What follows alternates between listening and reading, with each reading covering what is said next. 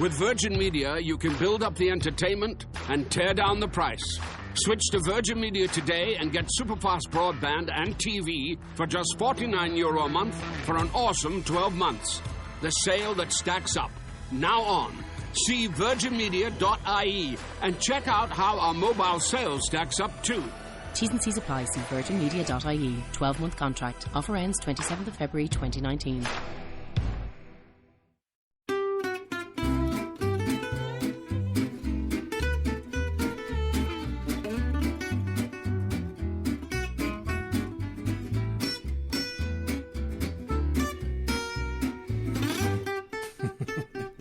Hey, everybody. Well, from Salt Lake City, Utah, It's Thank God I'm Atheist. the podcast. I'm Frank. And I'm Adam, sitting in for Dan. Coming up on today's episode, we're going to talk about Questioning Darwin. Yes, the documentary. Yeah, that's on HBO right now. Yeah, a little movie review. Yeah. Yeah. Yeah, well, I figured... Just right up my alley. Yeah. Yeah. I thought that'd be fun. We've never done... Yeah. Well, it's not that we've never done movie reviews on the podcast, but it's been a really long time. Yeah. I think Dan and I tried to do one or two at the very beginning. Sure. If I You're kind remember of right. figuring out the format a little bit Yeah, more. yeah. Well, and that's something that, on the podcast that I normally do, that's what the show is Yeah. it's a movie review Yeah. podcast. So, yeah, it's So it'd be- apropos, if you will. Yeah. We are, if you notice the sound quality difference a little bit here, we are recording this at my house. Yeah. And we go a little bit freer than you guys do. We Yeah. don't, your show sounds crazy professional compared to ours. Well, I don't know. Yeah. Well, thank you. It really does. Yeah. We try. Yeah. We have a couple tricks. Yeah. Up our sleeves. I'm like, for somebody who actually has a background in radio, I'm surprisingly off mic on our show a lot. Just like wandering away from it. And if I was a producer and had to deal with me, I'd get so pissed at me. Like, get on mic. What are you doing? way over here like this half the time talking. Right. But Yeah. Well, I'm having to because I'm not able to I'm actually kind of far from the mic for how I normally do yeah, it. you guys eat it. And so the mic is so live, I'm scratching at my beard. And you can, I so can like with hear yours, it. you normally wouldn't be able to hear that. No. Yeah. Yeah. Hopefully we won't hear any barking dogs in the background, but that happens sometimes too. It's just part of the ambiance. Yeah, I think sure. the listeners will be fine. Yeah, definitely. Well, do you want to get into some news here? Do you want to start? Do you want me to start? I would love to start. Yeah? Let me go ahead and go with one here. And when you just say this story, it sounds like one of those things that you go, oh yeah. I mean, we've heard a lot about this lately. We have a pharmacist at a Walgreens, at a Walgreens, refused to sell the morning after pill, the Plan B pill, because he felt like it was abortion, right? Right. And then he considered that it was his religious freedoms that were being impeded upon by Walgreens, right? For not selling it. I mean, and this goes back, there's the whole Obamacare thing where they're saying the same thing, where they're just like, it always comes down to women's protective health concerns that and it's men that are going, I don't want to, that goes against my religion to sell that. There's been a female pharmacist or two that hasn't wanted probably, to. but we never hear about them. We It's never hear about usually that just one. guys and guys' concerns about vaginas. And there are some states that allow for pharmacists, let's say you own the pharmacy, that you can. So this isn't a personal pharmacy. This is Walgreens. He's employed by a corporation. He's employed by a corporation. Yeah. That's A. Yeah. Now, this guy's also a Baptist church deacon, and he lost his job after an ongoing dispute about selling Plan B, and he was fired, and now he's suing Walgreens, saying that he was fired because of his religious beliefs. And you go, oh, all right.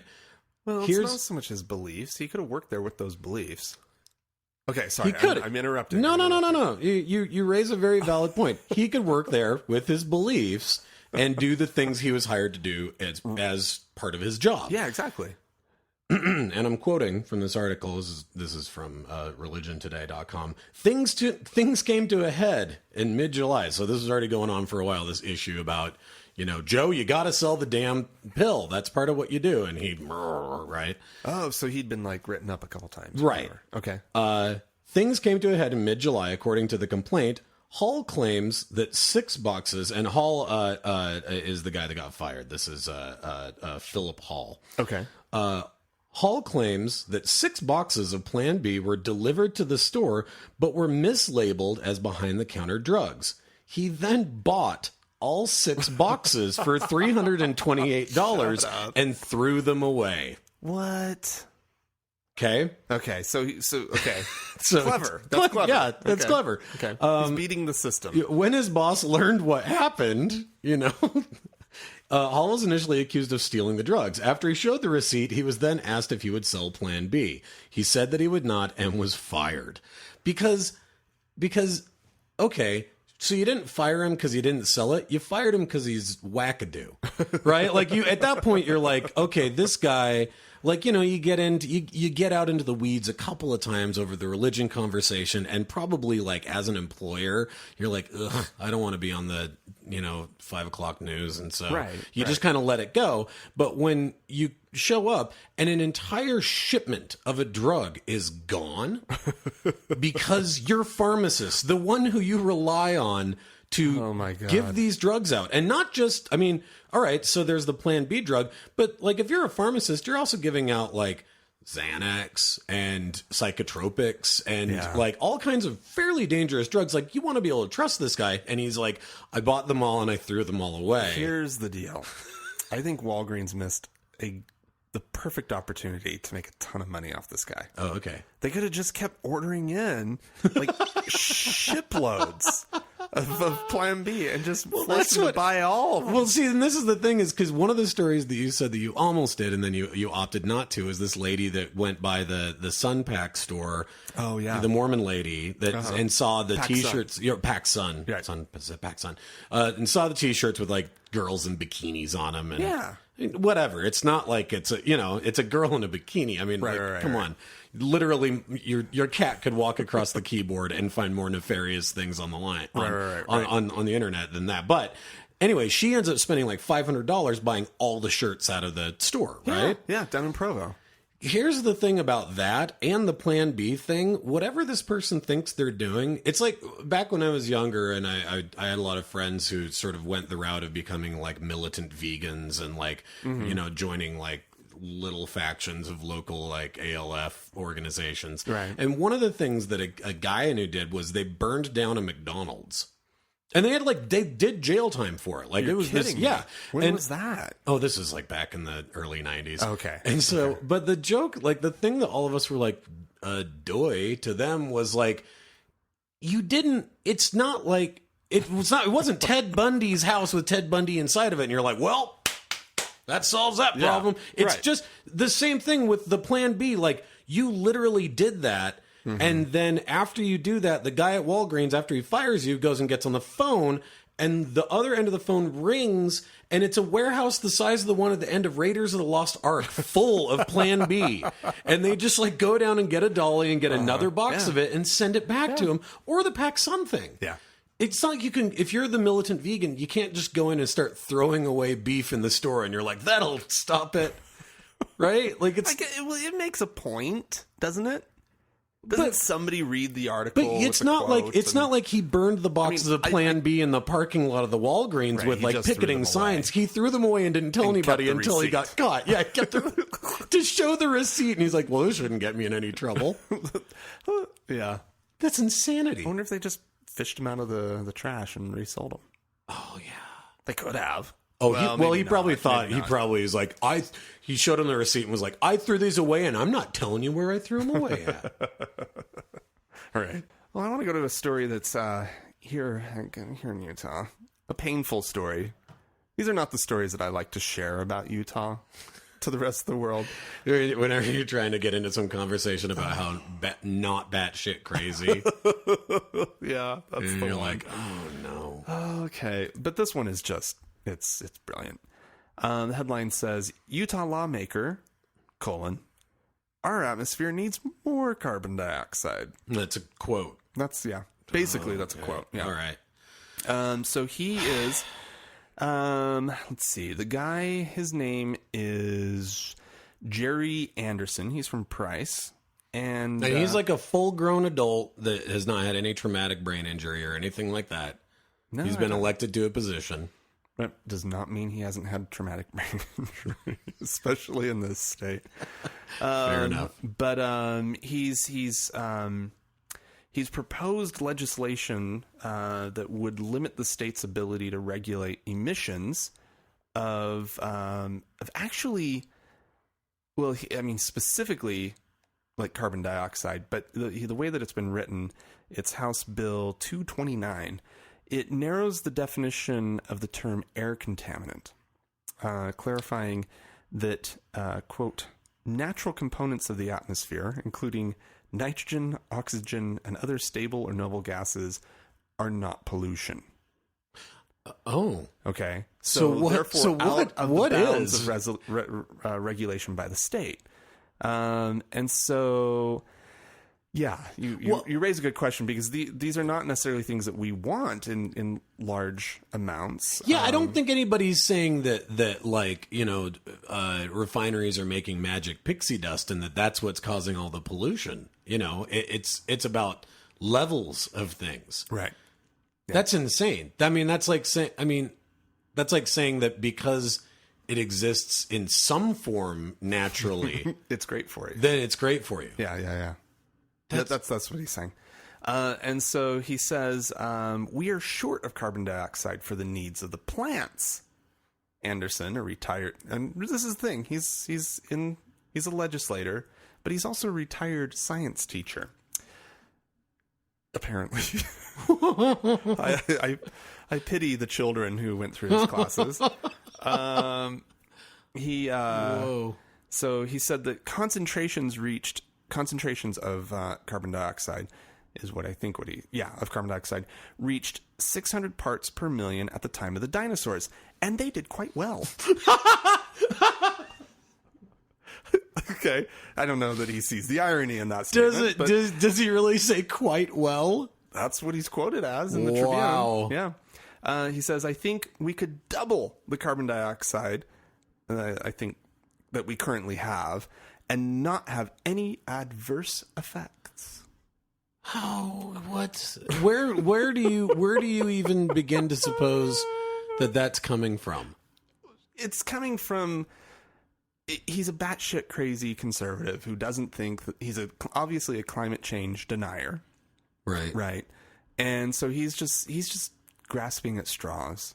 He's just like, he thinks he's being quite clever, right? In like his approach. This is a great way that we can like diffuse these environmentalists and their ability to regulate is by citing an entire species that's extinct. Yeah, it's having done quite well. I mean, Now, granted, I don't think it was like carbon dioxide poisoning that got rid of the dinosaurs. No, but I mean, it's like, yeah, you never want to. Anytime that you can reference something that at some point ends in disaster, it never makes people like feel confident about your argument. Yeah. But okay, so like the whole part about lowering the emissions, do you think that like is that for cars? Is that for refineries? Does he want to get It's probably more like the industry thing. Yeah, that's my guess. I don't know I didn't look into like the context of like why he's going. It's so weird for that argument to happen in Utah also, because for those of you who don't know, and this year it's been more prevalent than in past, just in terms of it showing up in the news. For those of you who don't live in Utah, especially in the Salt Lake Valley, we have the most horrendous pollution problem with this inversion that comes from the Great Salt Lake and in proximity to the mountains, and the inversion has always been here. The actual thing itself, the inversion. Yeah. They even talk about the settlers. They have like the diaries of these mountain men who very first came here, and they would talk about how in the winter it was like you couldn't see down into the valley because it was so foggy and full of this haze, but that haze traps pollution in it, where they literally tell like elderly people like don't go outside. Well, yeah, there's schools now don't let children out for recess. Yeah. On bad days. Yeah, I mean that's how bad it is. And we have this guy saying we could double the amount of... Yeah, let's be clear as to like what the problems here are, like specifically, because like the problem in Salt Lake Valley, the real health problem is for particulate matter that's smaller than it's PM 2.5 and smaller. Right. That's like the problem. And obviously emissions from automobiles and whatnot cause that. And that's carbon would be more this guy's thing. I think he's really trying to talk about like climate change, not so much our current, very present, very visible problems with automobile emissions. Right. I don't think that he's. But he is talking about redefining terminologies in order to lower emission standards. Mm-hmm. So that still is looking into things like refineries and cars and all of those things. So I mean, again, even though he might be citing something about climate change, if he's citing it in order to try and get some kind of a bill passed to make the emissions looser, then there is a pretty direct correlation between that and more indoor recess days. Yeah. It's so sad. It's so gross. Unfortunately, there were some people. He was not the only one who was allowed to speak. There was also an actual like scientist from the University of Utah who was able to reel everything back in. He said we are on a path. This guy, Joe Andrade, says we are on a path to double the amount of carbon dioxide in our atmosphere since we started burning fossil fuels. We can see all the chaotic weather that it has already produced. It is not toxic to you and me below concentrations of 1,000 or 2,000 parts per million, but it's toxic to this planet, setting an arbitrary upper limit that is out of the bounds of anything related to planetary stability is simply bad government. So thank God there was somebody up there. And then Anderson rebutted with, whoa, who's the retired science teacher here? Yeah, I'm sure. Oh, boy. Well, let's fly away from hazy Utah down to Orlando, Florida, where... Ooh, sunny Orlando. Yeah, where no one's batshit crazy. Right, I don't believe they have a batshit crazy problem. Yeah, in Florida. In Florida, no, I've never. That's not where people get their faces eaten off, is it? I don't think so. Okay. So here we go. This is from again Religion News. The word Christian and horror movie rarely appear in the same sentence, much less in this same film's promotional material. But that's exactly what Tim Che, writer and director of Final, The Rapture, does to promote his picture in its city-by-city rollout. Ooh. As the movie's poster promises, when the rapture strikes, all of hell will break loose. Oh. So he has made, and he's a Christian, and he has made a Christian movie here. That's faith promoting as a modern retelling of the rapture, of the end of days. Okay. Wow. Okay. And he is going full bore, making this thing into sort of a cross between a Christian horror film and, as he puts it, a Christian disaster movie. Well, I wouldn't mind seeing a Christian disaster. I love disaster movies. Acknowledging that a movie theater is no substitute for a sanctuary, Che said his purpose is to scare the living daylights out of non-believers. If it means I have to make a horror film to make it realistic to win people to Christ, then so be it. Nobody's going to convert because of this thing. No. If anything, that sounds like the beginning of an amazing drinking game. Final, The Rapture, the drinking game. Right? Final, colon The Rapture. Okay. And I mean, because, and the thing is, and this article does cite, things like Final Destination, that is very much this series of books that were then turned into these really poorly made movies starring Kirk Cameron, about the end days. Oh, absolutely. As well as, what's the other one that they cite? The Hell Houses. As being sort of Did these you see ways that documentary? Oh yeah, Hell House? Oh yeah. We reviewed it on our podcast a couple of years God. ago, and it's I think that we'll reference that when we get into talking about our documentary. Okay. And then later half of the episode. But Yeah. But you know, as these ways to try and like scare people to Jesus. He does have this amazing quote here, though. He says, Che says, "I can be as violent as I can without being gratuitous. Anything goes." If anything goes. No, listen. Anything goes. And then the article says, well, that anything in the evangelical Christian sense, he draws the line at nudity and profanity. So, no gratuitous violence, no nudity, no profanity, but anything goes. Anything goes in my movie.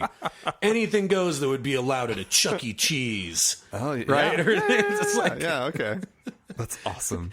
But they really think that they're going to be able to tap into the general mass media with this film.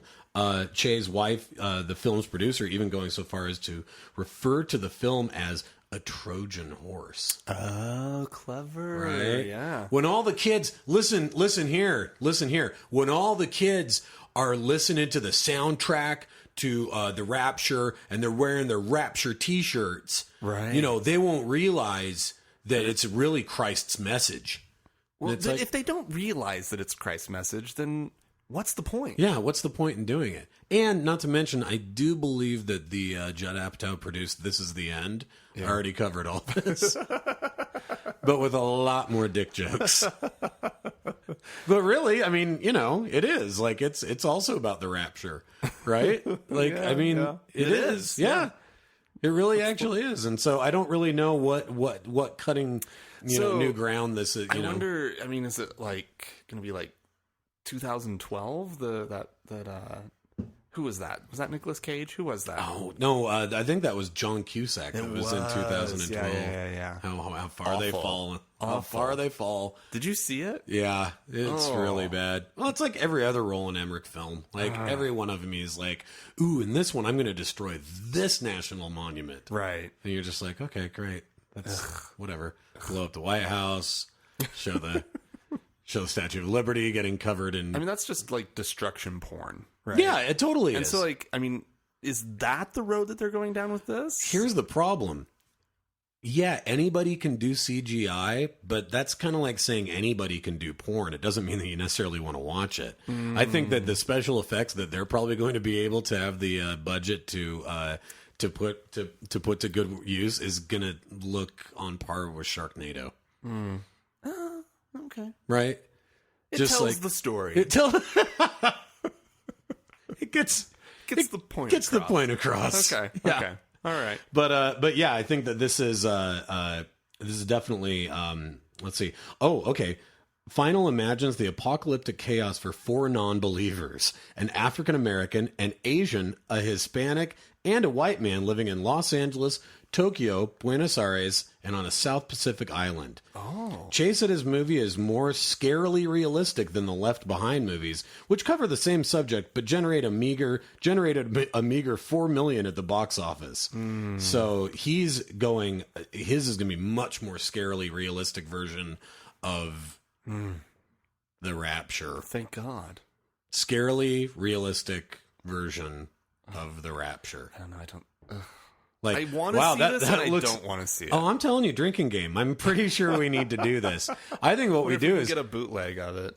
Well, I think we get a bootleg of it. I think we record a podcast of maybe like me, you, and Dan sitting around and go full Mystery Science Theater on it, and you could time it out so people could watch with us at home. Okay, yeah, because that actually sounds pretty fun. That sounds fun. I can't.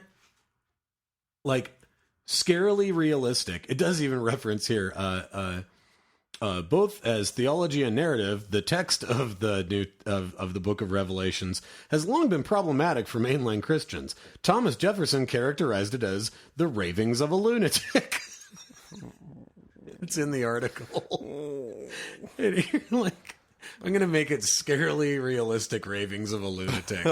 If you made it totally realistic, I don't think anybody would walk away scared enough to go to Christ. I think they'd be like, well, now I'm sure it'll never happen. Right. Reading it in the book, it's like, well, that'd be kind of creepy if that happened. And then you actually see it and you're like, that's not fucking happening. His hope is, I mean, what is the hope?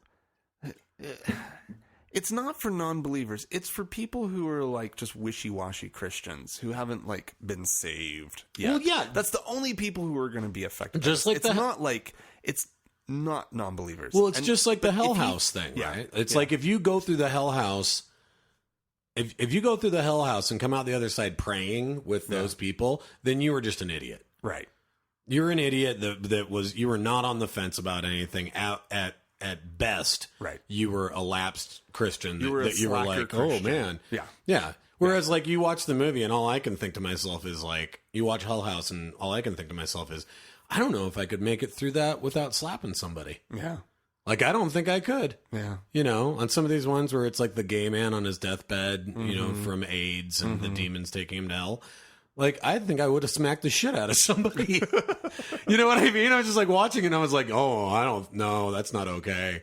That is not okay. I would get physically, I would get into a physical altercation with somebody. I think, right? Like, so anyway, I don't know. It's, you know, I think that you're right. I think that it's for, I mean, actually, I don't even think it's for people on the fence. I think it's a massive circle jerk for all the total believers. And just like with the Hell House thing, it's their excuse to be able to watch something that's gory with people getting murdered and stuff like that. But because it's Christ's message, then they get to play that game for a little while. Yeah. Because how many people in the Hell House movie, how many of these good evangelicals totally had a hard on about being able to do the dance sequence at the rave or be one of the kids that gets to shoot up the school and kill a bunch of people, you know, with the machine gun with blanks in it because it's in Christ's name. Right. Which is the grossest thing of all. Yeah.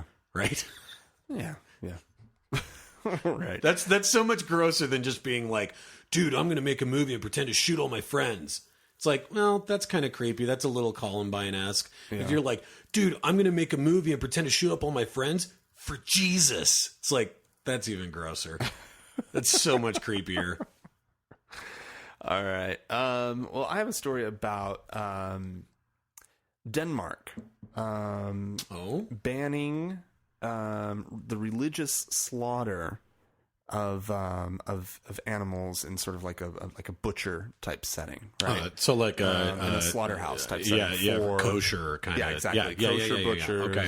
halal butchers. Because and in case anybody doesn't know how the halal butcher kind of works, do you want to get into that? I do want to get into that because that's the whole crux of the whole thing. So for the meat to be halal or kosher, the animal actually has to be alive, and when it's slaughtered, right? So the cutting of the throat, they cut the throat or whatever, they have to be bled out. Oh God, it's like that scene. Alive. It's like that scene in Apocalypse Now. Oh God, at the very end when they kill the cow. Oh yeah. But so anyway, but that kind of slaughter is generally not the sort of the standard way that. Well, it's actually not been allowed. The standard for ever, like, because they have the retractable bolt gun, like, right. There's that, or there's also like what Homeboy uses in No Country for Old Men. Exactly. Right? Yeah. But there's also a way to sort of anesthetize, or stunning rather. They stun the animal a lot of times. Well, like, this is the whole chickens will have like an electroshock that sort of stuns them. Well, this is the whole Temple what's her name? Temple Grandin. Yeah. Right, the hug machine thing that she made that calms the animals down to be able to do that. Right, exactly. To them. And so anyway, there's this standard way, and European law, like Danish law up to this point, had always just had sort of a religious exemption, right? They said their standard way of doing it was the animal needs to be stunned, and then you can slaughter the animal. But you know, of course, kosher, and actually in Denmark, interestingly enough, all kosher meats were actually just already being shipped in, because they didn't have like actual Jewish they didn't have the butchers in the country. Okay. So all that was just being shipped in and declared kosher someplace else. Right. But there's a large of enough Muslim community that there are a lot of, Muslim processing. There's at least one processing plant. Well, anyways, so what's happened is obviously the Muslim community, there's an organization called Danish Halal, which has called for a repeal of the law because it's, according to them, a clear interference with religious freedom. But the Danes are saying that animal rights come before religion is their stance. Wow. Which is pretty remarkable. That is remarkable. They're not the only nation that's made this decision. Why they're the most recent. What do you, and I don't know if you know this, like what is the scripture that's cited or the belief that makes this religion, this religious slaughter need to be that way? I mean, I know that these are always like fucking wackadoo crazy like reasonings that you end up with this kind of stuff, and we'll get into more of this a little bit later. Right. With a piece of interesting information from one of the listeners. But I guess I'm just like, I don't know. I've never understood like what the specifics of why it has to be that way. We're not going to get to the bottom of this. Some stupid reasoning that exists because it exists, because that's what happens. Let's just move on. Okay, so let's travel a little ways away from Denmark. Okay, sure. To Mars. Oh, Mars. Mars. The planet? The planet Mars. Okay. What's happening on Mars? Well, as I'm sure you know, and I'm sure that lots of listeners know, they're planning a trip. They're planning a trip to Mars. Yeah, right? Yeah, and they put the word out. They were letting there's people more know. than one trip being planned. So right. who's planning this trip? This is the group, the Mars One mission. Okay, and so these are the ones that are soliciting applicants from general just populace. From the popular. Okay. Yeah, because and part of it was this idea that obviously they want scientists, they want astronauts, they want people like that, right? Right. Researchers, but at the same time, they also want regular people, and they're probably more likely to find regular people that they can train to do a lot of these jobs because it's a one-way mission. They're planning this is not like a NASA thing where they bring the astronauts back. No, this is they're going to go there. These are settlers. Yes, okay. Exactly. This they're is the settlers. first wave of settlers. Yeah, it's like you're going to the new country, right? To set up a life there. You're going to have children who are going to live there, kind of a thing. Right. So, sounds exciting, and they had a surprising number of people that signed up to do it. Wasn't there like 100,000 people or 200,000 people like in the first wave? And now they've already narrowed it down to 1,058 finalists. Wow, which is pretty exciting. Yeah. You know who's not going to be among any of those people? Who? Muslims. Why? A fatwa committee. No. Oh, and really? you know what? When they come out with a fatwa, that's it. So That's on what nail in the grounds? Like I coffin. don't like. Is there something that's A fatwa committee un-Islamic that's under a the sin that would United Arab Emirates General Authority of Islamic Affairs and Endowments, or the UAGRLISA, lot of nouns in All there, right. has issued a proclamation against travel to Mars under this idea. Sheikh Mohammed Yusuf, the Imam of the Amina Mosque, said, "Man's life is not his or her own property. It is God's creation, and therefore suicide is prohibited in all religions and, of course, by law." So, okay, wait a second. So they're saying that because it's a one-way trip to Mars, it's suicide? Yeah.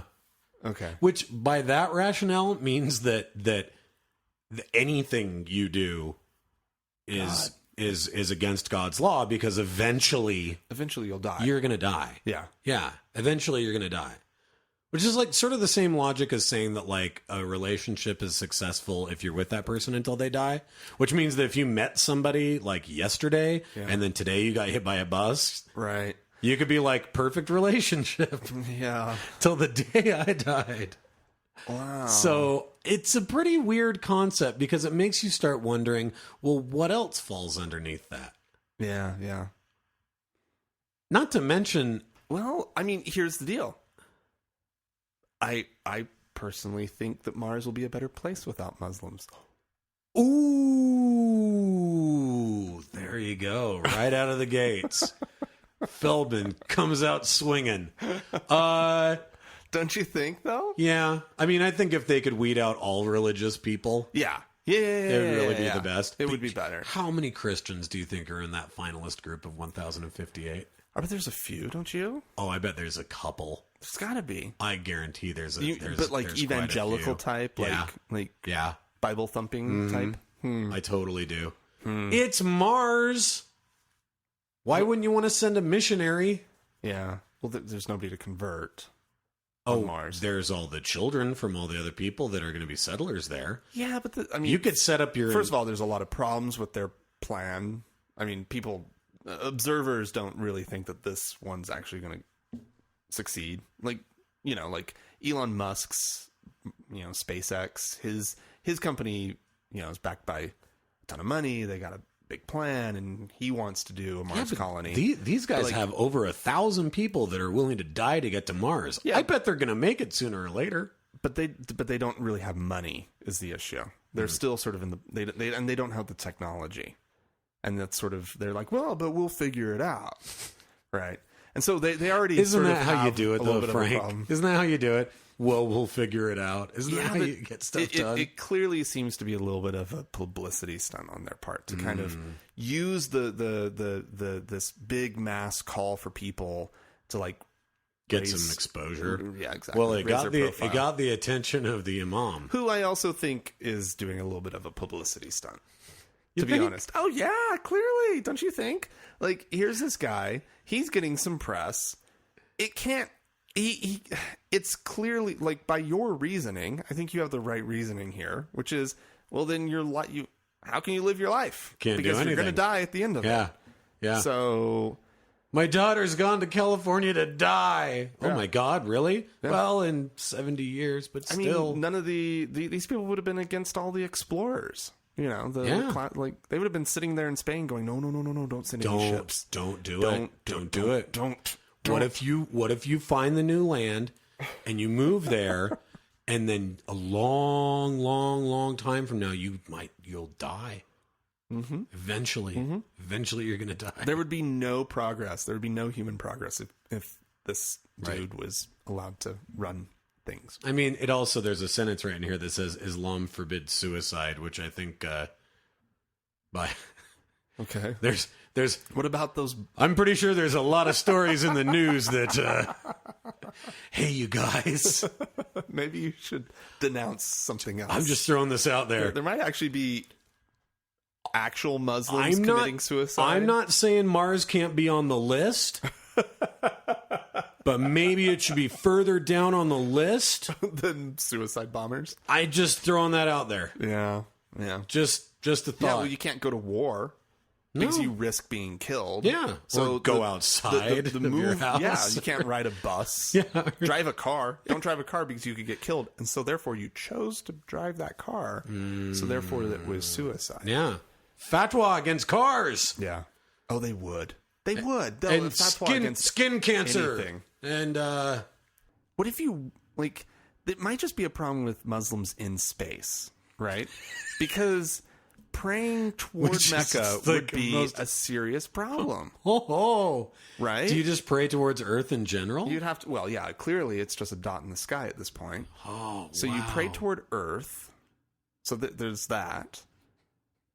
There's some interesting things that it brings in up. my head right now. Yeah. You and I are sitting around the pitch table for the TV show Muslims in Space, and this is your response. Look, first of all, there's the whole problem with Mecca. Yeah. Where are they supposed to be praying? Right. They have no idea which way to put the rug. No, but it's the pitch. Muslims in space. Say. But watch out for the pigs in space. Oh, dude, oh, hey! I'm just picturing some giant Robbie the robot that comes in but does the call to prayer. And it's like it's little gears. Deep. Yeah, it's little gears in its head are moving, and it's just like, Allah Akbar, Allah Akbar, Allah Akbar. And it'd have really bad production values like the 1960s Doctor Who. Yeah. Lots of cardboard box robots. And, Yeah. at all. Because if you, Yeah, we've belabored our point. Eventually. I think we've made our point. Okay. All right. So, Fair enough. let's see. Which one's next? Oh, the only one I have left. So this is actually kind of a little bit of a follow-up. We've talked about the... Okay, first of all, we have to handle this story the right way because somebody did die. Okay. But Kentucky snake handling preacher and reality TV star dies from snake bite.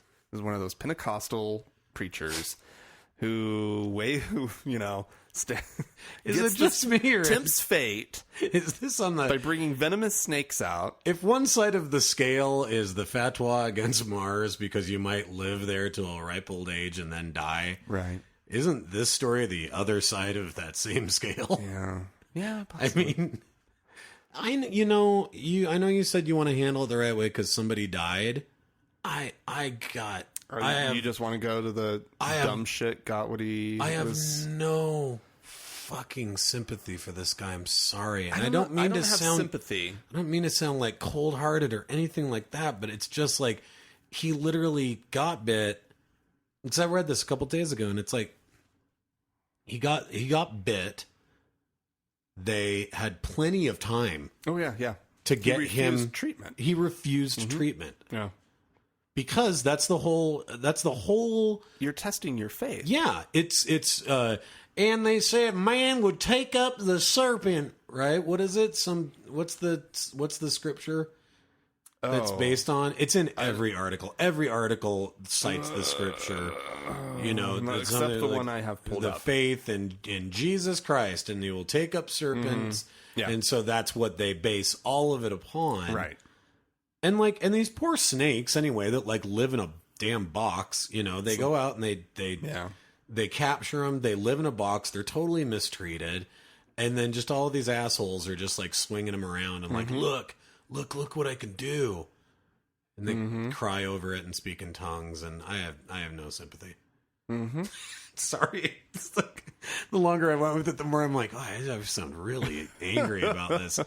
It's just, I don't know. Well, here's a quote from Cody Coots. That's for real. No. Yeah.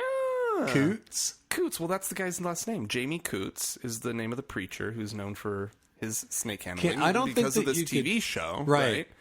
Now, there's no way that name has made its way out of whatever... Middlesboro, Kentucky. Yeah, there's no way, right? Because it's not. You don't meet a refined British guy that's like, oh yes, yes, Coots. Daniel Coots. No, because even with a British accent, you still sound Coots. Well, he's Cody Coots. Cody Coots. Cody Coots. Cody Coots. I don't think it's dangerous. That's what he said. This is after. Yeah, this is Cody Coots. Dude has died. Oh, is it his brother? Who's Cody Coots? I don't know who Cody Coots is. Anyways. They call me Cece. He's a member of the family, and he says, the snake that bit him, we've been carrying it for 4 months. It's been carried hundreds of times and handled all kinds of times. But when it's your time to go, it's just your time to go. It's so pragmatic. Yeah. For a snake handler, it's surprisingly pragmatic. God had the snake bite him. Yeah, it was his time to go. Clear, it's God's plan. It's his, At that point, no amount of faith is going to save you. If it's your time, it's your time. There's no way out. There's no way convincing these people because they have something out for everything, right? I don't even understand. That feels like it goes against every... Oh, Cody Coots is his son. It feels like it goes against every part of the human condition that wants to survive. It's as if this mechanism has been put in place in these people that you know, the thing that you would, because you go, okay, well, if you were just suicidal, then you wouldn't care about doing anything. But these people go to work, they praise Jesus, they pay their taxes, they do all these things. Yeah, they have a mortgage. I guess the point that I can't, like, it's this idea of like self-preservation that to lack that, and that is the thing that shows your level of faith seems so weird to me. You know what I mean? Like I kind of can't get around that. Actually, if there is a sort of tisk shame on you in this story, who it is? It wasn't was it National Geographic that had the show?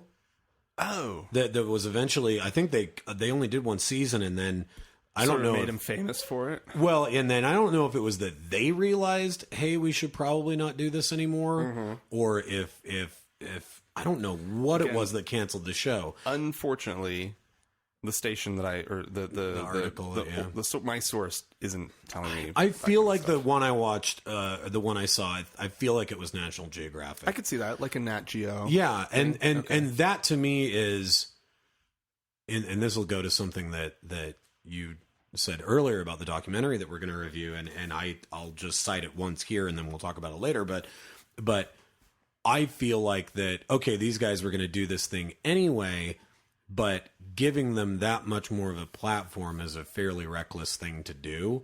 But it gets ratings. God. You know what I mean? Like, that's all the network is going to care about, really, truly, at the end of the day. I rewatched Network the other day, by the way. When was the last time you watched Network? It's been a couple years. I love that movie. Every time I see it, I go, why is this not on my top 5 list? Yeah. Like, seriously, this needs to be one of the films that I think of first when people say, what are your favorite movies? Because it was Peter Finch, right? Isn't that's the actor who's the I don't know his name. Pretty sure it's Peter Finch. Yeah, and he won the Academy Award. It's a Sidney Lumet film. Yeah, and yeah, that's good. Anyways, but you know, I mean, it's interesting. Just the other day, I was reading something, and they were talking about how interesting it was that, you know, something like on September 11th, that there was only the one time that they showed the footage of the people falling, like the people that jumped out of the building, that they didn't show that again. Right. And it's one of these few times in modern history that level of restraint has been shown. You know, and there's other times, like, you know, who was the congressman that committed suicide on, and there was like a live feed of it. It was back in the 70s. Oh, wow. But, you know, there's a handful of these times that are this sort of like, if it bleeds, it leads kind of philosophy. And I just think that I think it takes something really horrendous to happen. Like, I wish, since this happened anyway, I wish that it would have been, that they would have been there taping. You know, I wish that they would have been there taping, because if they would have, there could possibly be a lawsuit. There could possibly be some kind of who would have sued? I mean, I don't know. His family's all for it. I don't know, but I'm just thinking, and he like, was the guy running the damn thing. Who are they going to sue? Yeah, I know, but I'm just thinking, like, some kind of a line drawn in the sand, just to say, like, okay, enough. Like, let's stop for a minute here. Right. You know, let's think about just the fact that they're in the room doing that. What bothers me is that the freedom of religion is so, like, been so blown out of proportion. Right. As far as, like, what it allows people to get away with. Right. As far as, like, engaging in clearly very dangerous activities, and like, people putting their kids at risk because they won't get them medical care. In fact, there was a story just recently. Yeah. It was kind of an update. I mean, we probably should have done it as an update to whatchamacallit, those two with that let their son die. Yeah. It was the second kid that died of theirs, because they wouldn't get the kid medical help. They were sentenced this week. I can't remember. I mean, I guess it's because in that respect you can do that, but I don't know how you can. Freedom of religion is out of control. Well, and here, they like, should not be. I get that. I don't like. They should not be allowed to do this. No, well, because think about it. Like, I get that you can legally step in and say you endangered your child by not getting them these shots, not taking them to the hospital when they obviously had this super high fever, what have you. And then the parents can be held culpable for that. But then I think, like, if somebody called the cops, said, "Hey, this guy is threatening his own life, and he's walking around with this knife or this gun or this, he's soaked in kerosene and he's holding a lighter." Right. Cops would show up, they'd arrest the person, they would take them to a mental institution, right? They would not allow them to be released to their own recognizance because they're like, clearly something's wrong with you. Yep. Yet here, you have an entire society of people that put their own lives in danger and have the philosophy, if it's my time to go, it's my time to go, and that's God ordained. Why are the cops not busting down this church and arresting these people? They did try. They tried to take the snakes away earlier this year. I'm not even saying that. I'm saying put the people in a mental institution. Because they're unsafe. Yeah, but there's again, that's what I'm talking about. Yeah. Religious exemption for all this shit. I don't see what the difference is. And you're not endangering other people's lives, only your own. But if you were doing that anywhere else, if you were endangering your own life, you would be taken away. I know. Anyways, we'll leave it at that. Facebook.com/TGIAtheist is how you can follow the conversation during the week. And if you'd like to, maybe get an email read on the show and ask us a question, you can send us an email at podcast@thankgodimatheist.com, or you can always leave us a voicemail at 424-666-8442. Didn't I leave you guys your very first voicemail? I think you might have. I think I did. Yeah. I was like, Adam, will you get the ball rolling on this? I think people are scared to do this. And I was like, okay. And I remember we were at work, because when you and I worked together, and I was like, there's nowhere here in the building that I can do this. And so this is like the most could have looked really creepy thing I could have done. I went and sat in my car in the parking lot and left you guys the voicemail. And just talked on the phone in my car. How's that creepy? People talk on the phone on their car? Because you were inside working, and I left my desk to go sit in my car and call your podcast. That was all in your head. In context, it seems way That's creepy. Not creepy. Yeah, all right. Great. We're going to take a quick break. And this is retired Lieutenant General William G. Jerry Boykin. I just like saying his name. It's because it sounds like a children's song. We Jerry Delta Boykin. Do it again. What is his name? It's, you have to say the whole thing.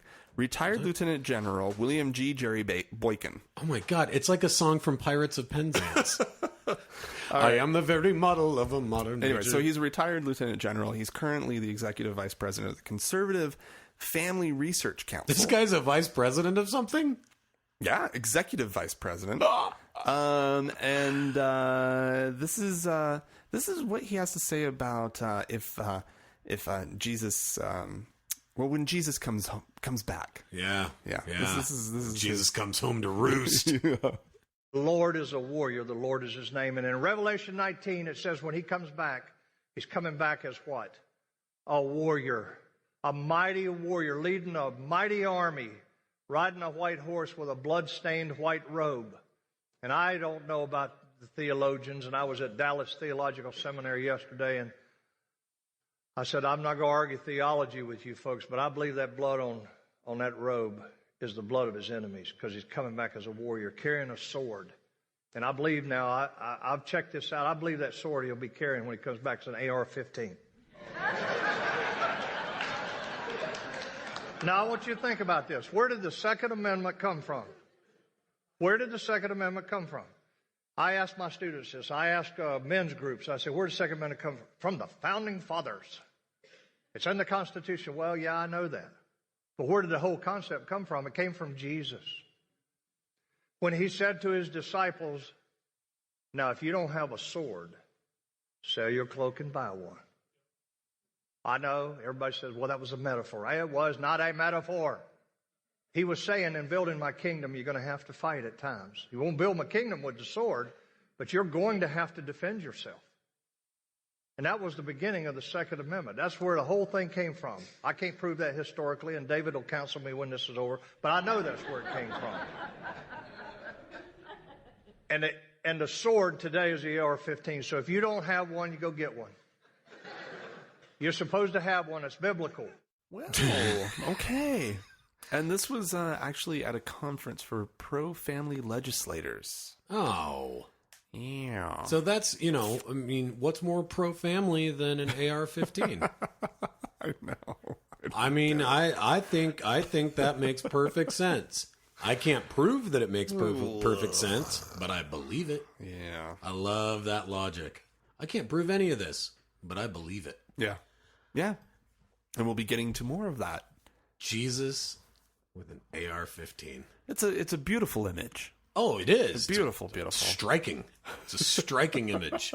It looked great airbrushed on my Harley. I bet it's been done. Oh, I have no Maybe doubt. a tattoo. Oh, yeah. That would be good, too. A full back piece. Oh. Jesus with his AR-15 riding a velociraptor. Yeah. I don't even know what sound an AR-15 would make. I think it's probably... Right? I don't- Because yeah. an AR-15 is semi-automatic. Right. Right. So it would be... Yeah. But as quickly as you can pull that little trigger. Yeah. And it is the Son of God we're talking about. That his finger's very fast. Oh, yeah. Super fast. But then when he goes to reload, interesting. the bullets fall through the holes in his hands. Oh. Ba-dum-bum. But it's interesting that he opted for a semi-automatic rifle. It is surprising. Wouldn't he just go for a fully automatic? Like two of them? Just fucking two rocket arms, launcher, yeah, with the what's the two bullet belts crossed across his chest, you know? Yeah. Clearly.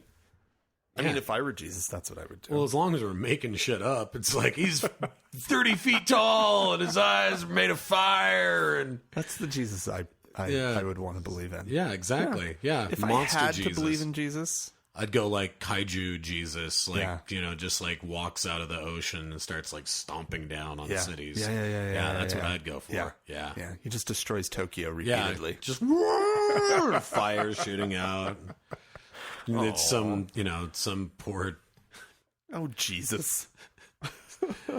poor guy runs in front of the camera and goes, "It's Jesus! Run for your lives! It's He's Jesus. serious!" Ah! All right, that's Then ridiculous. he gets caught in the high tension wires and All right, well, I want to get to some email. The first one I want to get to is somebody calling us out on he says, seriously, guys, Saudi Arabia is liberal? oh yeah. Dan did use the Saudi Arabia and liberal in the same sentence. And if you'll re-listen to it, I was like, no. But, So you're I don't throwing wanna him under the bus? 'Cause he's I'm not here? throwing him under the bus. I didn't fully put the brakes on and be like, I don't think that's. But to be fair to Dan, this is where I will defend him. I don't think he was saying that it was like a Western liberal democracy. Swinging scene. But the emailer does bring up a really good point, which is, places like Jordan. Sure. Or you wouldn't. Saudi Arabia he's in his words is a regressive theocracy, the most regressive theocracy in the world. Right. And I mean, when you start to really think about it, I mean, it is. He's right. Yeah, he's right. You could put in Turkey in there as probably being a bit more. Yeah. I know. just in the big picture. But he's just like, yeah. Although I did say that it's the comparison, right? It's the cleanest spot on the frat room floor. Mm-hmm. The frat house kitchen. It's the cleanest spot.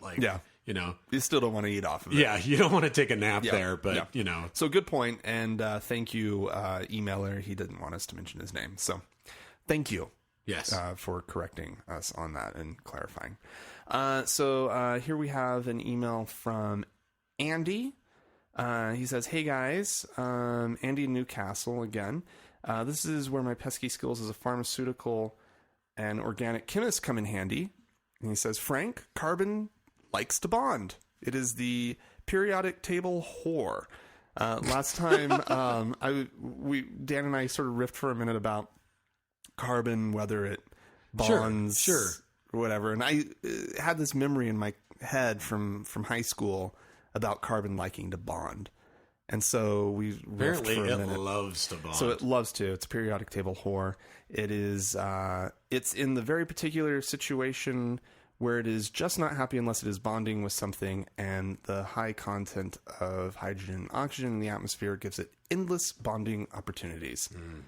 And then he has a little dig on do they teach? How did you know this, by the way? Do they teach real science in Salt Lake City? Oh. That's nice, Andy. Wah, wah, wah. First of all, I didn't go to high school in Salt Lake. I'm not from here. Second of all, if you've listened to the whole episode, you should know that high school science teachers here go on to become State legislators.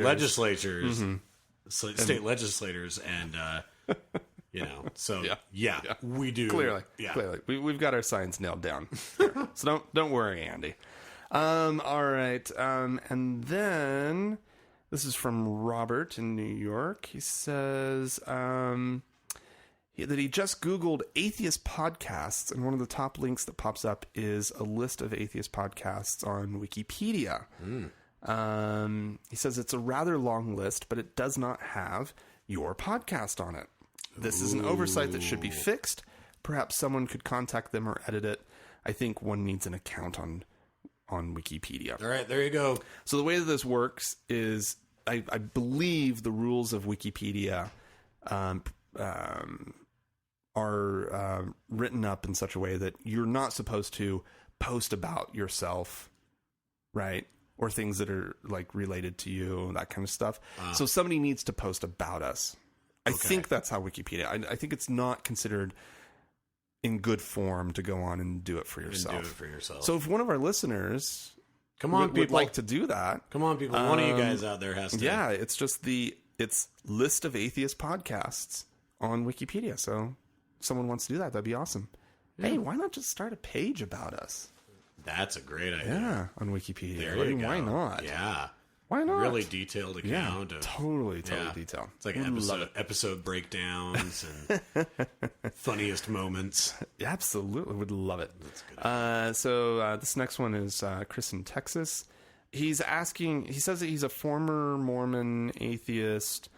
And he asks the question of, how the hell does the Mormon church, always know that I've moved and what my new address is? Oh. Yeah. For me, it was always my grandmother. I was going to say, they would call around. My mom knew better than tell them where I lived. But my grandmother, finally we figured it out, and it was my grandma. It's somebody in your life. Yeah. Somebody they will track you down. Yep. They will call any relation they can conjure up. Mm-hmm. Might be a cousin, might be somebody in your extended family. And if it's worked before, it'll probably work again, and they probably just keep calling that person every time they lose track with you. But they are good at it. Yeah. Oh, they're very good at it. They probably just have, look up your credit now. Oh, shit. I didn't even think about that. Yeah. I haven't been contacted forever. Yeah. Forever. Oh, well. Ever. Is your name still on the rolls? Probably. Well, if you haven't had it removed, it's still there. Yeah, then it is. But I don't know why. You should have it removed. Yeah, I'm all about having it removed. I agree, and your guys' argument for it makes perfect sense. Yeah, it's pretty low on my list. It's low on my list of things I should do. That's fair. Let's see. Was there something else that he was bringing up that I wanted to touch on? No, I think that was it. He asked about the temple a little bit, but I'm not going to get too much into that. But thank you. There's some great. If he has questions about the temple, there's some. I've found a couple of great hidden camera things. I don't know if you've seen these on YouTube. Oh, we had the guy on the show. Oh, did you? We interviewed him. Oh, okay. Yeah, I didn't know it's that. crazy. Yeah. It's totally crazy. I didn't know that was the same guy. And then Josh. Everybody will remember Josh. A lot of you actually wrote in with advice for Josh. Josh is the guy the atheist who's going through a divorce. His wife is like getting all fundamentalist now or whatever. or evangelical, whatever the damn thing is. And the boyfriend was spanking the kids and all this crap. Anyways, so a lot of people really jumped in and gave advice, and we read that advice on the show. And he says, thanks for answering my email. I will focus on making my kids thoughtful, kind men of character, and that's all I can do. When someone feels out of control, they need to focus on expanding their nexus of control, which starts at its center, the self. Oftentimes, our problems are perspective issues. My perspective was skewed by emotion, and hearing from my fellow TGI family helped me make the correct adjustments. Please thank everyone for me. You guys have no idea how grateful I am. Thank you, thank you, thank you. Oh. So his story breaks my heart. Yeah, I know. Remember we were talking about him at the bar the other night. Yeah. Ugh. Crazy. But I'm glad, Josh, that we were able to be some kind of help. Thank you, everyone who chimed in on that one. That was an amazing one where everybody or a lot of people really felt the need to write in. And we got to stick together. Yeah, exactly. And then let's see. We have some We actually have a lot of donors this week. We have a new monthly donor, House of Mirth, and then is now a monthly donor. Thank you, House of Mirth. And then we have a bunch of one-time donations. We have Andrew, Dan, Jennifer, and Robert. All were one-time donors. Thank you very much. Everybody was very generous. And then there's one here that I really want to... we never mentioned dollar amounts, but I'm going to mention the dollar amount on this one. Acme Bicycles for $52, $1 for each week of the year. Wow. So I like that one. That is awesome. Yeah. So it's kind of picking up on how we went on a little diatribe about if everybody would just pitch in $1. You guys need to do like tote bags or something. Yeah. Well, we do have some stuff up on Zazzle. You guys Zazzle.com/TGI Atheist. Right? Yeah, you can get a coffee mug, and we have a couple different hoodies. And again, that's Zazzle.com. That's ZAZZLE.com/TGI Atheist. You guys don't have zip-up hoodies, do you? Not at the moment. The second you get one of those, I'm getting one. The ladies, you can get yourself a ladies pink zip-up currently. Okay. If you wanted. Okay, good to know. Thank you. Or a pullover. Yeah. One. But I can't. It's just a nice big chunky logo on it. When you take off the pullover, then it's all bare belly for a second before you can pull your t-shirt back down. I can't do that. Is that like a phobia? Oh my God, yes. Are you kidding? Like if I'm at work or something and I gotta take that, I look just like excuse yourself. Go into another room. I don't have time. Who's there got are time ways for that? to do this. I can't do that. Just sit there hot for a minute. Just sweating through some meeting. I just sit with it. I just sit with it on and deal. You tuck in your shirt that's underneath it, and then you pull it off. They're very nice. Anyways, all right. When you get the zip we've been meaning to put more on, and there will be more stuff on. So just saying, coming up, you do. All right. Well, thank you. Thank you. All right. Today we wanted to talk about this movie, Questioning Darwin. It's on HBO. Yes. Currently, so if you're an HBO subscriber, you can get to it, or if you know an HBO subscriber, there's that HBO Go stuff. Oh yeah, and like the president of the company said share your feel passwords. Free, people, just share them. So now I have yours. Does that mean that I can just watch stuff on it, or does it do something weird? Like no, if you want to, you can keep it if you want to. Really? Yeah. Oh my God. I changed the password just for you because it was the same password as my bank account, which I did decide was probably a bad thing to text to you this afternoon. Probably. So I was like, let me go change that real quick. Yeah, it's your bank account. And I came up with a very cute one. It is very cute. But I that's awesome. I didn't know if it was like because Spotify, it'll kick you off of one computer if you're using it somewhere else. Oh no, you can use up to 5 at a time. You really don't care if I use it? No. Holy we have shit. It's fine. We'll talk about the rest. We'll talk about the rest of this off. We could do this offline. Yeah. That's fantastic. Yeah. So questioning Darwin. What did you think of it? I liked it. I found a lot of it really informative. Yeah. Should we give a little synopsis of Yeah, I how mean, it plays out? It's surprisingly timely because one of the main figures in this is Ken Ham. Yeah. You know, who just did the Bill Nye debate, if you want to call it that. But you know, a lot of it is footage of him and interviews with him and with and amazing footage of his museum. His creation as a museum. I was like, I want to go to there. Are you kidding me? They had full access. Oh my God, it's fantastic. Yeah. And so and we can talk more about that in a minute, but with him and lots of other pastors and, you know, sort of religious figureheads that we not, you know, as people that aren't really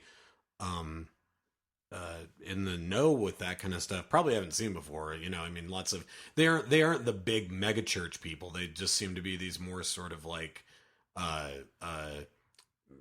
pastors where then we get to see them at their churches and you know, nothing on the scale of something like Jesus Camp or something like that. It's more and you know, there are definitely ones that there's some of these people that you're seeing them and you're just like, oh God, and rolling your eyes. And then there's other people like the one her name was Rose, which I couldn't figure out what was going on there. I didn't notice that. But she's, you know, she has this sort of Christian mission where, you know, they feed 150 people every night. Yeah. And like, you know, with somebody like her, I had a hard time rolling my eyes because I'm like, oh, look what she's doing though. Yeah, like, let her.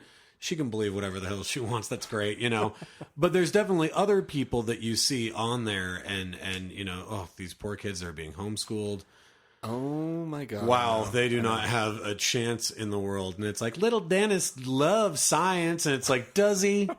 Does he really? Does he actually love it? Because apparently, according he's going to go to some Bible college. Well, where he's going to study college or science there. Yeah, and all he's going to get to do with his life is like teach creationism. I mean, literally, that would be like if I'm like, oh man, I love collecting cars, and you came over to my house and I had a garage full of bicycles. You'd be like, honey, these aren't cars. Right. That's essentially what his life is going to be like. Where he's like, I love science, and they're like, that's not. I don't know what you think you're doing. Well, that's not science. Yeah.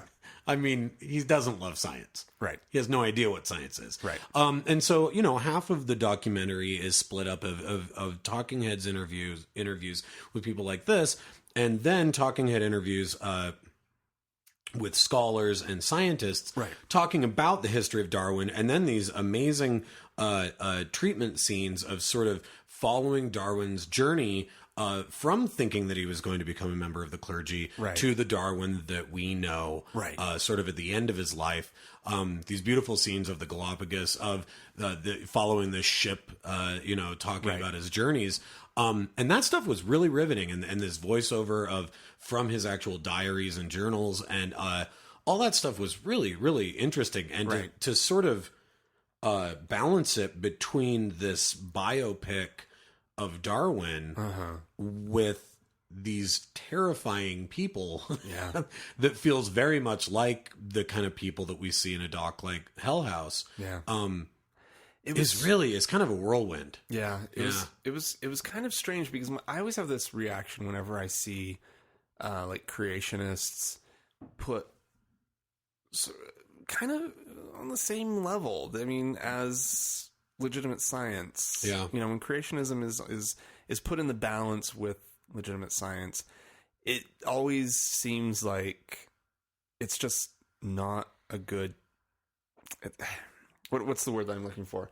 It's there isn't really parity there. Right? No, there isn't. Well, and I completely agree with that because I think that like at the very least, not that I think that he has a legitimate argument, but putting somebody like Ken Ham on one side and then putting someone who is a scholar of Darwin on the other side, you go, well, even though Ken Ham is as crazy as a shithouse rat, doesn't take away from the fact that he did fund this entire creationism museum. Right. And so you can at least say, okay, there is a parity there in terms of argument because this guy is a powerful force of this movement. Right. Whereas then sort of just having like these talking head figures where there's like a kid, a teenage kid being like, well, I think it's this because skip-a-dip-a-doo. And then all of a sudden we have somebody from Oxford on the other end say the next thing. You're like, well, then who the hell was this kid? He's just like somebody that happened to be at the Creationism Museum. Like, because if that's the case, then let's have him and then an average teenager that is in a regular science class that's the same age that actually is learning about Darwin. Yeah. Don't give that kid the same amount of screen time as the person from Oxford. And that would be my normal reaction. You know what I mean? Like that's kind of what I was saying before, is that's normally where I would go. And that, when you see that happen, right? Yeah. When you see those, there was some of that there. But what I think was interesting was that by putting them there, it's not that it was like, I really didn't spend enough time like really organizing my thoughts about this, but it seemed to, I mean, it is the discussion that's happening in this country. Yeah. You know? Yeah. Like it, and so it's unfortunately, for better or worse, that is the discussion. Right. And so to actually put them up in the same film, hold up these two examples of like, well, which is it? Almost, you felt like that showed what is actually happening. Yeah, and well, because we do have this. Fair. It was presented in a very fair way, right? Very, and not clearly a very balanced way, but it was very respectful of the creationists. Right. It didn't judge the film itself. The producers weren't standing in judgment and denouncing what they had to say. No, they let the camera roll, and whatever ways in which these people want to step in it. I mean, it was they a little allowed terrifying. them to do it. It was a little terrifying toward the end when it was like, I think it was, I don't remember which person from the Darwin side was saying that the only way, in fact, I think I wrote it down. It was, if the only way you can perpetuate your ideas is to lie to children. Oh God! Right. Then clearly these ideas should die. They should go away. Well, and I think that's one. And then you see the family where the kids are being homeschooled. Right. And well, we just didn't want these kids, because they teach evolution in the schools. Yeah. And so we didn't want them subjected to that. And yeah. So you see we, them like, we let them know that they're going to be made fun of, and but at the same time, there is this absolutely brilliant moment where we see this scene of all of these creationist teenagers sitting outside, and their pastor, and obviously it's this thing that this pastor, and this is the same guy who makes the amazing statement saying that if the Bible said 2 + 2 = 5, then I would believe it. Right. I wouldn't need, even though I knew math, I would take that and I would put it into my life as part of my belief because it's here in the Bible. And I would try to figure out what it means. Yeah. Which is sort of like, wow, you don't need anybody to make fun of you, do you? You don't need anybody to like give you gotcha journalism. All you got to do is just let him sit and talk. But that's his good line. That's that guy's line. That was not the first time he said that line. No, of course not. He loves that line. Yeah, but has no idea how silly it makes him look. Right. Yeah. So anyway, he has obviously put together this, this like Q&A with the kids, about creationism and about evolution. And he asks them these very leading questions, and they give these very stock answers in this scene. And what's great is that right after that, we get one of these scholars who has studied Darwin so much, and obviously they had shown her that scene. Mm-hmm. And her response is such a stroke of brilliance, because she says, these kids have so many opinions about what they think that Darwin was like, and what they think of evolution, what they think of what he did. And she said, if he had been there, if Darwin had been there, out there asking those kids questions, she said, first of all, he probably wouldn't have asked any of these questions that he knew that he had already instilled the answers in these kids, Right. And she said, he would have loved to have this very lively debate with them and get them to have a bigger sense of wonder about the world around them, and get them to question everything, including what he would have said. He wouldn't have wanted to say, I already proved this, so this is done. He would want to have that debate with them. He would want to get into it with them and have this discussion, because he loved doing that, because that's what his entire life was based on. And I just thought, boy, you know, that is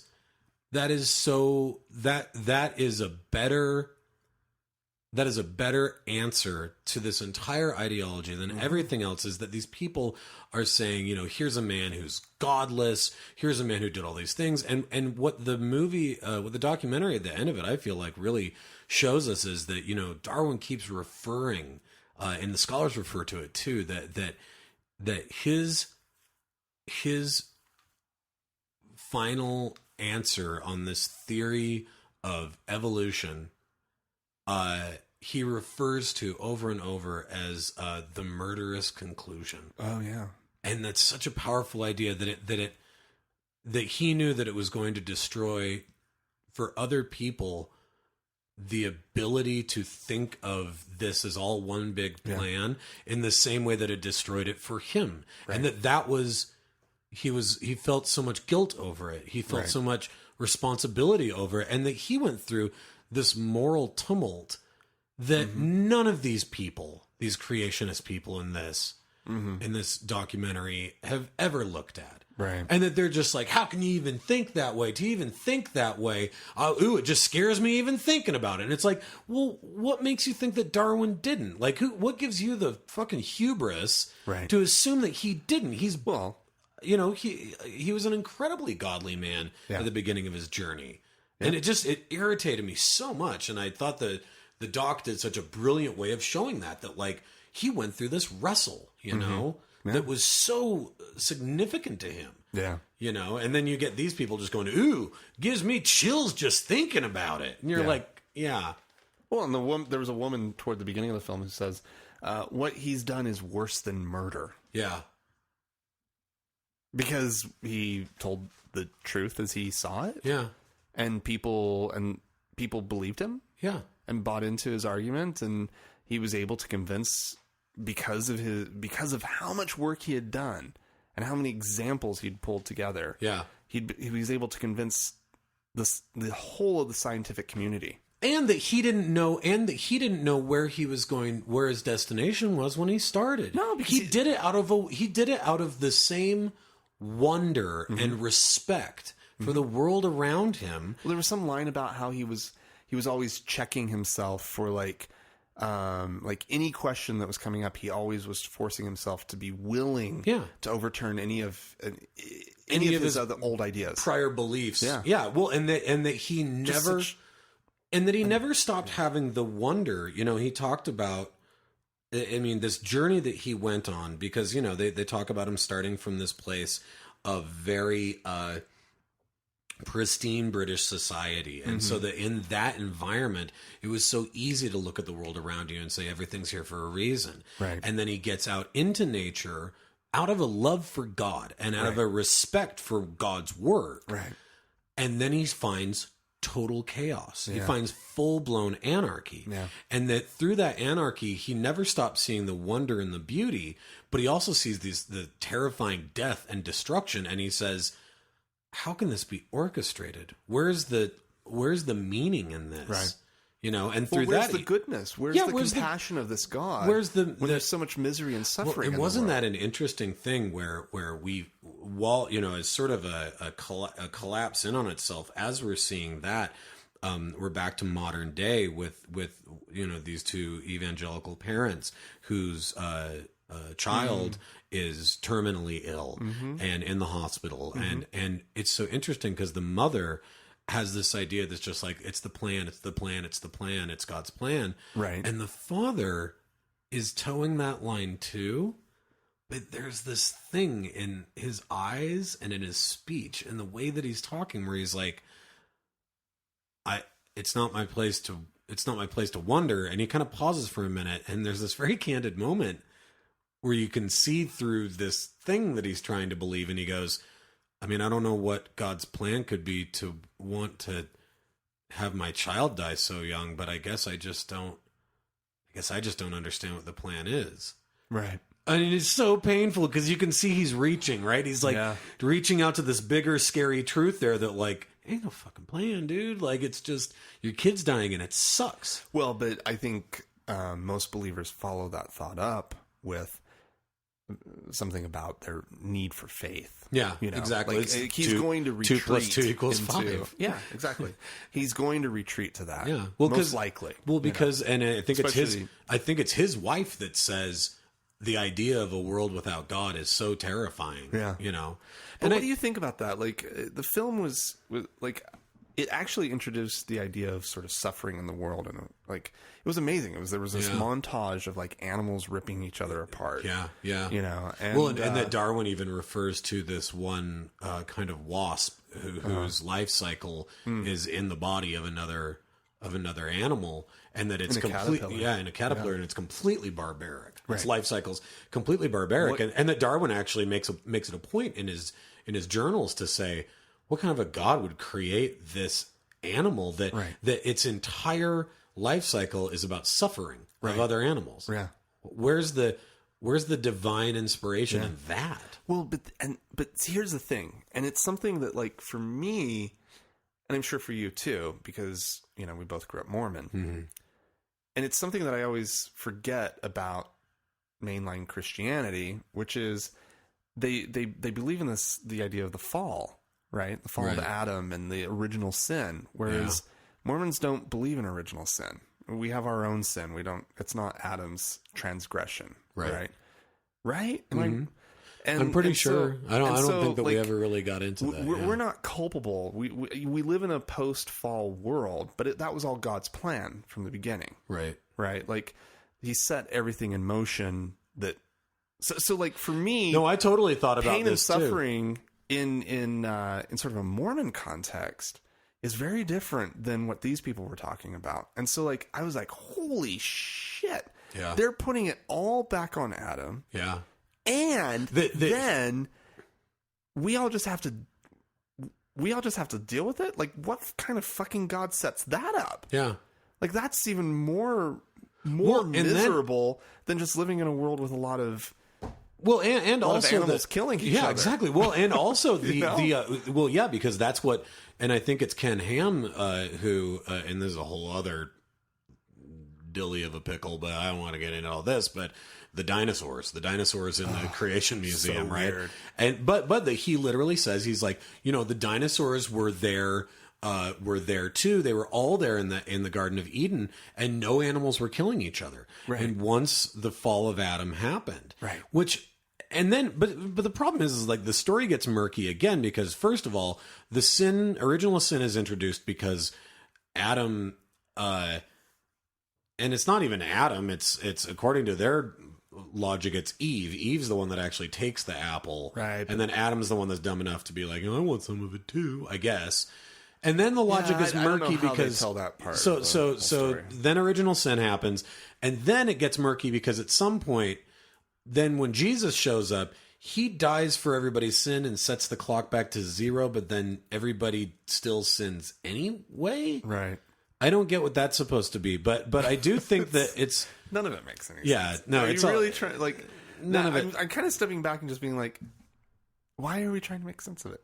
Well, because why do I ever sit around trying to make sense of it? Because it's just like, because it's amazing that so many people believe this and are willing to be like dumbass snake handler dude and die for it. Yeah, that's true. And I think that that's the thing that is so fascinating in this movie, and at the same time so infuriating, is that, you know, I think that one of the things that's the most fascinating is that one of the last bits of sort of voiceover journal entry that they have of Darwin is him talking about where his faith still lies, and that it makes you realize that this guy who, you know, they claim is like the originator of all atheism of all time and still has this sense of respect and wonder for what he sort of refers to as this unseen world. Yeah. He's an agnostic at the end of the day. He still says, you know what, I figured this out, but it doesn't mean that there isn't a ton of stuff out there that we don't know and will probably never know, because that's the way that things work.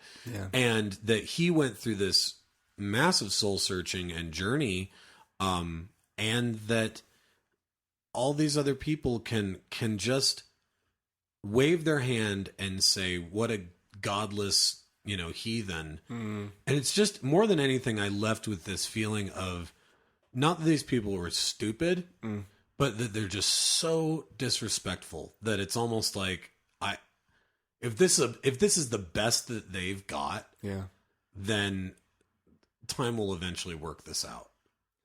So do you think ultimately it was an indictment against the creationists? I mean, it's... Yeah, I do. You think so? Because again, I think that when you have Ken Ham talking about how Adam and Eve were in the Garden of Eden with a velociraptor like curled up at their feet, you don't need to do a whole lot else. You need to just let him keep talking. Right? But that's like from there's your just perspective as a non-believer, right? Like, what do you think a creationist watching that film, what their reaction would be? Do you think that they see it differently? Like, I wonder how balanced the film was.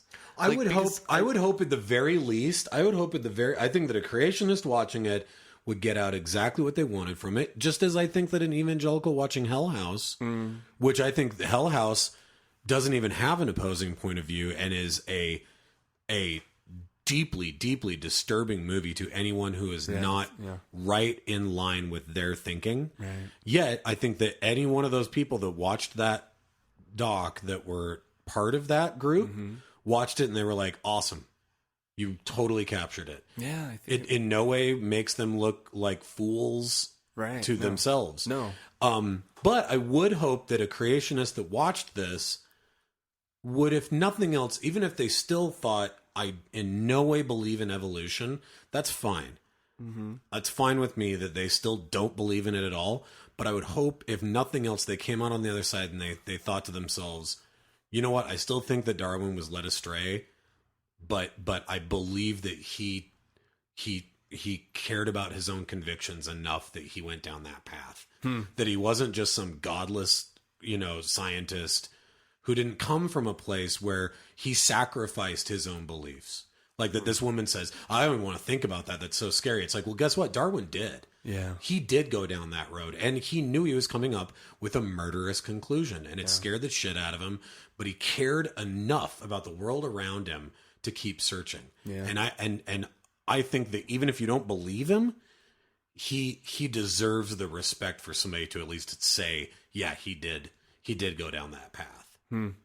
That's what I got at the end of the day from the doc. And in that way, I really enjoyed it because I did too. It gave me a lot more respect, I think, for Darwin, just because it really showed sort of that travel that he went on. Right. And just going, man, what a brain on that guy. What, just like so powerful to see these little things and go, okay, I'm gonna keep going down this path, Right. And it's pretty heroic. Yeah. So I enjoyed it. I did too. Yeah.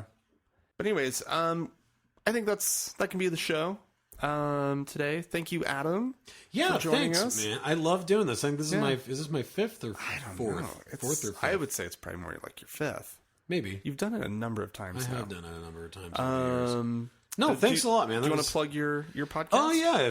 If anybody out there is interested in hearing the movie review show that I do with my friend Adam Palcher, it's called A Damn Movie Podcast because puns are awesome. That's a DAMN Movie Podcast. We're on iTunes, we're on Stitcher, all that good stuff. But yeah, if you like movie reviews and things of that nature, it's a pretty funny show. It's pretty loose, and we don't take ourselves very seriously at all. So, but yeah, you should check that out if you like that kind of stuff. All right. Well, thank you again for joining us. Yes. And if you'd like to, if any of you listeners would like to join the conversation during the week, you can do so at facebook.com/TGIAtheist, or you can email us. Our email address is podcast@thankgodimatheist.com. Or leave us a voicemail at 424-666-8442. Both of those are great ways of sort of participating with the show, on the show. And then, of course, we always like to thank Mackenzie for all of her help on Facebook and just kind of keeping us on track these days, to be honest. It's good to have somebody in charge of your social media, for sure. Oh, it's amazing. And then, of course, we always like to thank the Red Rock Hot Club for letting us use their music at the opening and closing of the show and all of that. So thanks, everyone, for listening, and have a good week. Thanks. Bye-bye.